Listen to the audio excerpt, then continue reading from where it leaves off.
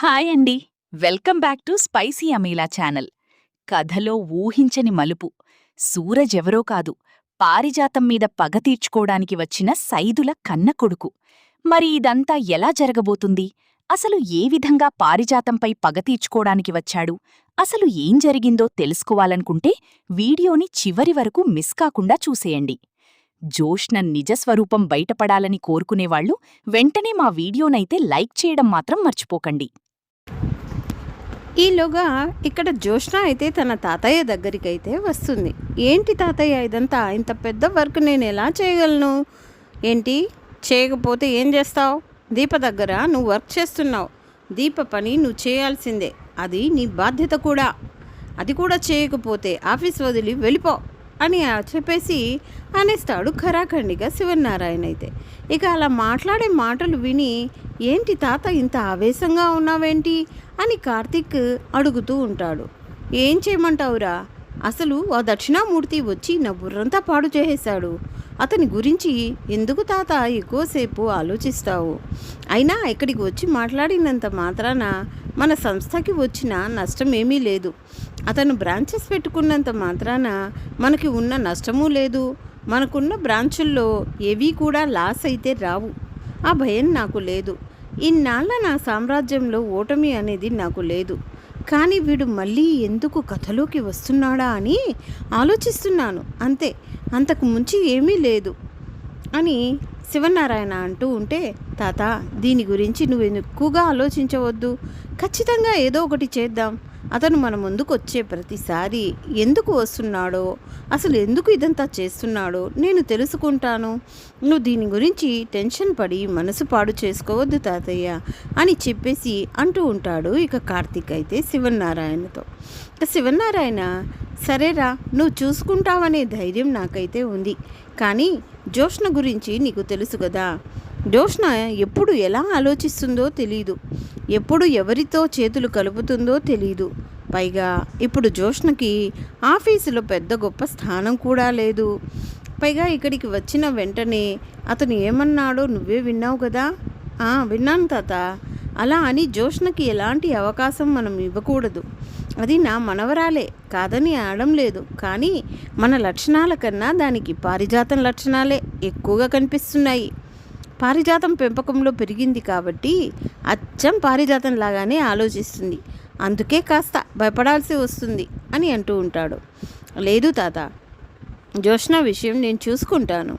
జోష్నని ఎట్టి పరిస్థితుల్లోనూ అటువైపు ఆలోచించకుండా చేసే బాధ్యత నాది.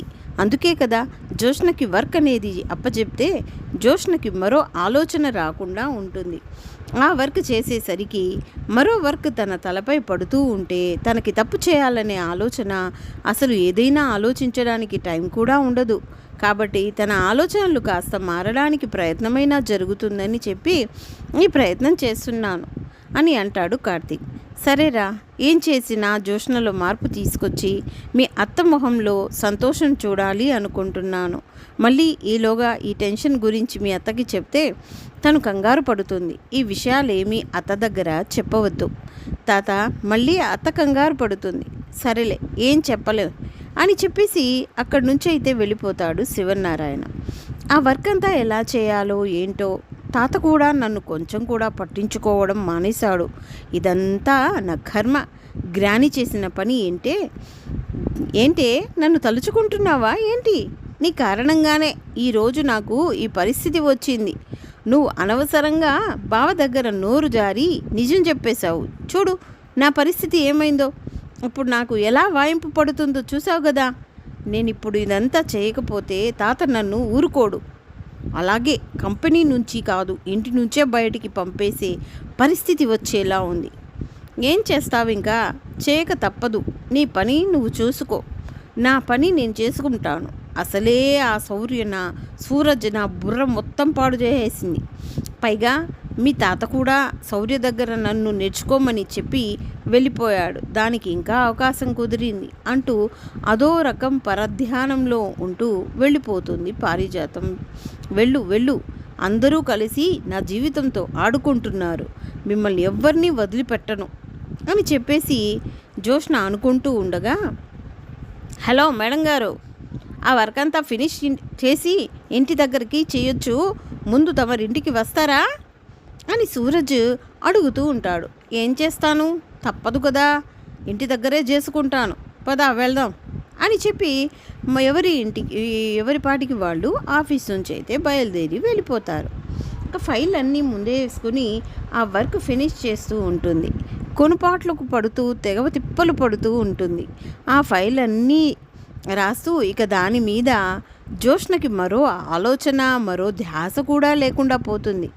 దీప మీద పగ, ప్రతీకారం, అలాగే తన జీవితం గురించి, ఆ ఇంట్లో జరుగుతున్న సంఘటనల గురించి ఇవేమీ ఆలోచించే గ్యాప్ కూడా కార్తీక్ ఇవ్వకుండా జోష్నని వాయిస్తూ ఉంటాడు.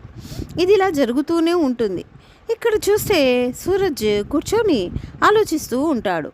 కార్తీక్ సూరజ్ని అడుగుతాడు, నీ వాళ్ళు ఎవరు, నువ్వెక్కడుంటావు, నీ సొంతూరు ఏంటి అని కార్తీక్ అడుగుతాడు. కానీ కార్తీక్ దగ్గర సూరజ్ అయితే నాకంటూ ఎవ్వరూ లేరు, నాకిప్పుడు దొరికారు ఆత్మీయులు అని చెప్పి అనేసరికి ఎవరు వాళ్ళు, ఇంకెవరు, మీరే నా అన్న వదినలు, మీరే నాకు అయినా వాళ్ళు మీరే నాకు అన్నీ, ఇప్పటి వరకు ఎవరూ లేని ఒంటరి వాళ్ళులా ఉన్నాను. ఇప్పుడు నాకు అందరూ బంధువులే. సూరజ్, నీకు ఎవరూ లేరని నువ్వు బాధపడాల్సిన అవసరం లేదు, మేము నీకు ఉన్నాము, మేము నీ వాళ్ళమే అనుకో అని చెప్పి కార్తీక్ చెప్పిన మాటలు, బ్రదర్ ఎంత మంచివాడివి బ్రదర్, నిజంగా నీలాంటి వ్యక్తి ఉంటే ఇక్కడ తప్పులు చేసే వాళ్ళకి అవకాశాలే ఉండవు, కానీ తప్పులు చేసేవాళ్ళు, మోసాలు చేసేవాళ్ళు మాత్రం ఎవరు ఎన్ని విధాలుగా బుద్ధి చెప్పాలని చూసినా వాళ్ళు చేసే పని మాత్రం ఆగడం లేదు, అందుకే కదా నేను ఇక్కడి వరకు రావాల్సి వచ్చింది అని చెప్పేసి సూరజ్ అయితే అనుకుంటూ ఉంటాడు. అలా ఆలోచించుకుంటూ ఉంటాడు. దీపా, కార్తీక్ ఇద్దరు కూర్చొని మాట్లాడుకుంటూ ఉంటారు. దక్షిణామూర్తి తాత విషయంలో అయితే మనం ఇంకేం ఆలోచించాల్సిన అవసరం లేదు దీపా. దక్షిణామూర్తి తాత బ్రాంచెస్ ఓపెన్ చేస్తున్నాడు అంటే తాత మీద పగతోనే ఇదంతా చేస్తున్నాడని అర్థమవుతుంది. ఆ రోజు అత్త దగ్గరికి వచ్చినప్పుడు తనలో ఏదో మార్పు, అలాగే పశ్చాత్తాపం కనిపించిందని నేను అనుకున్నాను. కానీ అసలు మన జోష్న రెస్టారెంట్కి వచ్చినప్పుడు అతనిలో ఏదో పెద్ద తెలియని పంతం కనిపిస్తుంది. అంటే అతను అప్పటికీ ఇప్పటికీ మారలేదని అర్థం కదా. ఏమో బావా, నాకైతే ఏమీ అర్థం కావడం లేదు, అతను ఎలా ప్రవర్తిస్తున్నాడో నాకే తెలియడం లేదు అని చెప్పేసి దీపా కార్తీక్ ఇద్దరు కూడా దక్షిణామూర్తి గురించి మాట్లాడుకుంటూ ఉంటారు. దక్షిణామూర్తి గురించి ఇక్కడ శివనారాయణ కూడా ఇంట్లో కూర్చొని ఆలోచిస్తూ ఉంటాడు. ఈలోగా దశరథ ఫోన్ చేస్తాడు. ఏం దశరథ, ఎలా ఉన్నావు, అక్కడ బెంగళూరు బ్రాంచ్ పరిస్థితి ఏంటి, అంతా బాగానే ఉంది కదా అని చెప్పేసి అడుగుతూ ఉండగా, అంతా బాగానే ఉంది నాన్న, కానీ ఒక విషయం. ఏంటది? అదే ఆ దక్షిణామూర్తి ఇక్కడ బ్రాంచ్ ముందు మరో బ్రాంచ్ అయితే ఓపెన్ చేస్తున్నాడని తెలిసింది. ఏంటి, అక్కడ కూడానా? ఏంటి నాన్న, అక్కడ కూడానా అంటున్నారేంటి? అంటే ఇక్కడ కూడా మన బ్రాంచెస్ ఎక్కడెక్కడ ఉన్నాయో తెలుసుకొని ఆల్రెడీ 2-3 బ్రాంచ్లు ఓపెన్ చేయడానికి సిద్ధంగా ఉన్నాడు వాడు. మళ్ళీ మన మీద పగ ప్రతీకారానికి సాధించడానికి రెడీ అవుతున్నాడని అర్థమవుతుంది. సరే, మనకి ఎలాంటి ప్రాబ్లం లేకుండా మన స్టాఫ్ అందరికీ, అలాగే మన దగ్గరికి వచ్చే కస్టమర్స్ అందరికీ కూడా సర్వీస్ బాగుండేలా, ఇంకా మిగిలిన వాళ్ళందరినీ జాగ్రత్తగా చూసుకునేలా స్టాఫ్ అందరికీ వివరంగా చెప్పి, మిగిలిన బోర్డ్ మెంబర్స్ అలాగే అక్కడ వర్క్ చేసే వాళ్ళందరికీ కూడా ఇక పేరున ఎలా చేయాలి, ఏం చేయాలి, ఎదురే బ్రాంచ్ దగ్గరికి ఎవరూ వెళ్లకుండా మన బ్రాంచ్కే వచ్చేలా ఎలా ఏర్పాట్లు చేసుకోవాలి, ఫుడ్ విషయంలో ఎలాంటి క్వాలిటీ, అలాగే ఫ్రై ఇదంతా ఎలా కూడా ఉండాలి అనేది వాళ్ళకి వివరంగా చెప్పు. లేకపోతే కార్తీక్ గాడికి ఫోన్ చేసి ఇద్దరూ మన ఆలోచన చేసుకొని ఆ తర్వాత అక్కడ ఏం చేయాలో ఆలోచించు దశరథ. సరేనన్న, మీరు టెన్షన్ పడకండి, నేను చూసుకుంటాను కదా, అంతా మీరు ఈ విషయంలో ఆలోచించవద్దు. ఆ దక్షిణామూర్తి మనల్ని ఏమి చేయలేడు, కాకపోతే మీకు ఈ విషయం చెప్పాలి కాబట్టి చెప్పాను అంతే. మిగతాది నేను చూసుకుంటానులే నాన్నా అని చెప్పేసి అంటూ ఉంటాడు దశరథ. కానీ ఇక్కడ మాత్రం ఆలోచన మారదు. తన మాటల ధోరణి, తను ఇక తన ఆఫీస్కి వచ్చే బ్రాంచెస్ గురించి వివరించడం, ఓపెనింగ్ గురించి చెప్పడం, ఇదంతా కూడా శివనారాయణ మనసులో మరింత ముద్ర వేసుకొని పోతుంది. అసలు ఎందుకు ఇలా జరుగుతుంది, వీడు మళ్ళీ ఎందుకు ఇలా చేస్తున్నాడు అని చెప్పేసి ఆలోచిస్తూనే నైట్ అంతా గడిచిపోతుంది. ఇక ఇది ఇలా జరుగుతూ ఉంటే సూరజ్ అలాగే మర్నాడు మళ్ళీ కంపెనీకి వెళ్తారు. జోష్న, దీప, కార్తిక్ అందరూ కూడా వర్క్ అయిపోయిందా మేడం, ఫైల్స్ అంతా పూర్తయ్యాయా అంటే, నువ్వు ఇచ్చినా ఏమైనా తక్కువ ఫైల్స్ ఉన్నాయా, ఒక్క నైట్లో ఎలా అయిపోతాయి, నాకున్నవి 2 చేతులు మాత్రమే, 2 చేతులతో వర్క్ చేసినా కూడా ఒక నైట్ అంతటిలో ఆ ఫైల్స్ పూర్తవ్వడం లేదు. అందుకే మేడం మీకు ఇంకొక రోజు టైం ఇవ్వాలని అయితే అనుకున్నాం. ఇంకొక రోజు మాత్రమేనా? అవును, ఈ ఒక్కరోజు మాత్రమే. ఇదే లాస్ట్ అండ్ ఫైనల్ ఛాన్స్. ఈరోజు కనుక మీరు ఆ ఫైల్స్లో ఉన్నవన్నీ పూర్తి చేయకపోతే రేపు చైర్మన్ గారి దగ్గరికి మరోసారి తమరు వెళ్ళాల్సి వస్తుంది అని చెప్పేసి కార్తిక్ అయితే అంటూ ఉంటాడు. మీకు బాగా దొరికింది, నేను బాగా మీకు అలుసైపోయాను కదా, ఆడుకోండి, నేను చూస్తాను మీరు ఎన్ని రోజులు నాతో ఆడుకుంటారో అని చెప్పేసి జోష్న కోపంతో అక్కడి నుంచి వెళ్ళిపోతుంది. పక్కకైతే ఈలోగా అక్కడ ఆఫీస్కి వెళ్తారు, వస్తారు, ఇలా జరుగుతూ అలా ఉంటుంది. ఒకరోజు సాయంత్రం పూట సూరజ్ అయితే బయట నిలబడి ఎవరితోనో మాట్లాడుతూ ఉంటాడు. బయట కాస్త ఇంటికి దూరంగా ఒక లేడీతో సూరజ్ మాట్లాడుతూ ఉంటాడు. ఆవిడ కాస్త పెద్దావిడ, అంటే సూరజ్ తల్లి వయసు ఉన్న ఆవిడ. ఇక సూరజ్ తనతో మాట్లాడుతూ ఉండగా వెనుక నుంచి పారిజాతం, ఏంటి వీడు ఎవరితోనో మాట్లాడుతూ ఉన్నాడేంటి, ఇది మనం చేసిన ప్లాన్ అయితే కాదు, ఎవరు ఆవిడ, వీడి గురించి తెలుసుకోవడానికి ఇది ఒక మంచి అవకాశం అనుకుంటాను అని అనుకుంటూ పైనుంచి గబగబా కిందకైతే వచ్చేస్తుంది పారిజాతం. గేటు బయటకైతే వస్తుంది. ఇక పారిజాతం అయితే ఈలోగా అక్కడ మాట్లాడుతూ ఉంటాడు సూరజ్ మాట్లాడుతూ ఉండగా, ఏంటి అసలు ఎవరు ఈవిడ, సూరజ్ అంత ప్రత్యేకంగా ఎందుకు మాట్లాడుతున్నాడు అని చెప్పేసి తొంగి చేస్తూ ఉంటుంది. అయినా వాళ్ళిద్దరూ మాట్లాడుకోవడం ఆపరు, అలా మాట్లాడుకుంటూనే ఉంటారు. వీళ్ళు మాట్లాడుకునేది ఏం వినిపించడం లేదు. అసలు వాడు ఏం మాట్లాడుతున్నారు, అది ఎవరు, పైగా తెల్ల చీర కట్టుకొని ఉందే, ఎవరది, ఏంటది అని చెప్పేసి దగ్గరికి వచ్చి చెవు పెట్టి వినడానికి ప్రయత్నిస్తుంది. అలా చెవు పెట్టి మాటలు వినే ప్రయత్నంలోనే, ఏంటి పారిజాతం అని చెప్పి అనేసరికి ఆ గొంతు వినేసరికి ఒక్కసారిగా ఉలికి పడిపోతుంది పారిజాతం అయితే. ఏంటి ఎవరా అని చూస్తున్నావా, లేకపోతే ఏం చేయాలని చూస్తున్నావా, ఏం మాట్లాడుకుంటున్నారని చూస్తున్నావా అని చెప్పి అనేసరికి, నువ్వెందుకు ఇక్కడికి వచ్చావు సూరజ్, తను నీకేమవుతుంది, వాడిని ఎందుకు అడుగుతావు, నేను చెప్తాను నేనేమవుతానో వాడికి అని. ఏంటి వాడా అంటే మేమిద్దరం ఏమీ కాకూడదా, వాడు నాకేమీ కాకూడదా, ఏమైనా నువ్వు రాసి పిచ్చుకున్నావా, వాడెవరో కాదు, నువ్వు చంపేసిన నా భర్త జ్ఞాపకం వాడు అని చెప్పి అనేసరికి ఒక్కసారిగా షాక్ అయిపోయి ఉండిపోతుంది పారిజాతం అయితే. ఏం మాట్లాడుతున్నావు నువ్వు, నేను సైదుల భార్యని, ఏం మాత్రం కళ్ళు కనిపించడం లేదా, వయసు అయిపోయేసరికి కళ్ళు కనిపించడం మానేసినట్టున్నాయి, అయినా నీకు ఇంకా కళ్ళు బాగానే పనిచేస్తున్నాయి, నీలాంటి ఆడదానికి ఎప్పుడో కళ్ళు పోవాలి, కానీ ఇంకా భగవంతుడు ఎందుకో నీకు ఇంకా కళ్ళైతే ఉంచాడు అని చెప్పి అంటూ ఉండగానే, ఏయ్ ఏం మాట్లాడుతున్నావు, ఏం మాట్లాడటం ఏంటే, నిన్ను అవసరమైతే ఇక్కడే చంపేయాలి నాకున్న ఆవేశానికి, కానీ నేను ఆవేశంతో కాదు, ఆలోచించి నిర్ణయించుకోవాలని నా కొడుకు సూరజ్ని ఇక్కడికి పంపించాను. వీడు ఎవరనుకుంటున్నావు, నా కొడుకు సూరజ్, తన తండ్రిని చిన్నప్పుడే చంపేశావు, చంపేసి వాడిని అనాథనని చేసి నన్ను దిక్కులేని దాన్ని చేశావు. ఆ రోజు నుంచి వీడిని పెంచుకుంటూ వీడికి నీ గురించి చెప్తూ నువ్వు నా కుటుంబానికి చేసినటువంటి అన్యాయం, నా భర్తని చంపేసి నా కుటుంబాన్ని చిన్నాభిన్నం చేసిన నీ గురించి చెప్తూనే పెంచాను. ఒక్కగానొక కొడుకు కాబట్టి కూలీ పని చేశావు. ఏదో పని చేసి నా కొడుకుని గొప్పగా చదివించుకున్నా. నా కొడుకు చదువుతూనే నీ మీద, నీ మనవరాల మీద పగతో పెరుగుతూ వచ్చాడు. వాడు ఇక్కడికి ఎందుకు వచ్చాడు, అసలు ఎవరికీ తెలియకుండా ఇక్కడ ఎందుకు ఉంటున్నాడు, నీ దగ్గరికే ఎందుకు చేరాడు, ఈ కుటుంబంతో ఎందుకు కలుస్తున్నాడు, ఇవన్నీ నీ మనసులో మెదులుతూ ఉన్న ప్రశ్నలు కదా. నీకోసమే, నీ మీద ఉన్న పగతోనే అనేసరికి షాక్ అయిపోతుంది పారిజాతం. ఏం మాట్లాడుతున్నావు? ఈ పారిజాతాన్ని ఎవ్వరూ ఏం చేయలేరు.